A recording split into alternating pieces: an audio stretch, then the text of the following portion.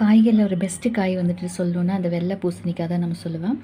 இது வந்துட்டு நம்ம சாம்பாருக்கு நான் அடிக்கடி யூஸ் பண்ணுவேன். அதாவது வீக்லி ஒன்ஸ் இந்த காய் கண்டிப்பாக எடுத்துக்குவோம். இதோட இந்த சீடெல்லாம் இருக்கு இல்லையா? அது கீழே போடாம, இது வந்துட்டு என்ன பண்ணுறதுன்னு நான் சொல்கிறேன். இது ஃபஸ்ட்டு தனியாக எடுத்துக்கோங்க.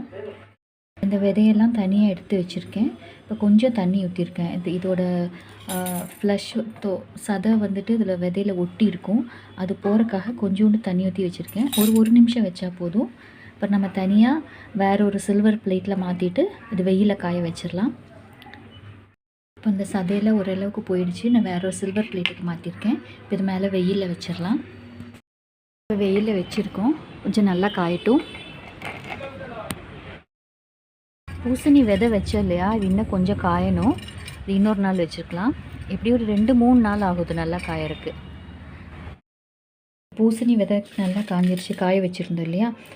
இப்போ இது வந்துட்டு நம்ம வறுத்தும் சாப்பிடலாம். இல்லைன்னா வெறும் பச்சை விதையை ஊற வச்சுட்டு நம்ம காலையில் சாப்பிடலாம். நம்ம இது எப்போதும் காலையில் டைம் எடுத்துக்கிறது ரொம்ப நல்லது. அப்போ தான் வந்துட்டு நம்ம பாடிக்கு தேவையான இம்யூனிட்டி ஈஸியாக வந்துட்டு கிடைக்கிறதுக்கு இது ஹெல்ப் பண்ணும். இது ஜென்ஸ் எடுக்கிறனால இது என்ன ஆகும்னா, ஜென்ஸ் லேடிஸ் 2 பேருக்குமே கேன்சர் வராமல் தடுக்கும். இது ஹார்ட்டுக்கு ரொம்ப நல்லது. இதில் நோய் எதிர்ப்பு சக்தி வந்துட்டு நிறையா இருக்குது. இதில் வந்துட்டு பீட்டா கரோட்டின் ரொம்ப நிறையா இருக்கிறனால இது நம்ம உடம்புக்குள்ளே இது சாப்பிட்ட உடனேயே அது வந்துட்டு விட்டமின் ஏவாக அது கன்வெர்ட் ஆயிரும். அந்த விட்டமின் ஏ வந்துட்டு நம்ம கண்ணுக்கு ரொம்ப நல்லதாக இருக்கிறனால கண் பார்வை ரொம்ப தெளிவாக தெரியும். இது சாப்பிட்றதுனால அதிகமாக நமக்கு பசி எடுக்காது. வயிறு எப்போதும் ஃபில்லிங்காகவே அப்படி இருக்கிற மாதிரி இருக்கும். அது இல்லாமல் லேடிஸ் இதை மோஸ்ட்லி எடுத்துக்கிறனால எடுத்துட்டாங்கன்னா நம்ம ஸ்கின் வந்துட்டு நல்லா க்ளோ ஆகும். இது கொலஸ்ட்ரால் லெவல் வந்துட்டு கண்ட்ரோல் பண்ணும்.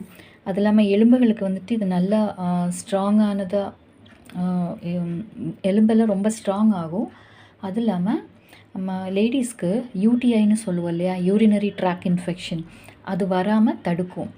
அப்போ இது வந்துட்டு மோஸ்ட்லி எக்ஸசைஸ் பண்ணினதுக்கப்புறம் சாப்பிட்டுச்சுன்னா ரொம்ப நல்லது. நம்ம மசிலுக்கு வந்துட்டு நல்லா அந்த டிஷ்யூ வந்துட்டு நல்லா டெவலப் ஆகும்.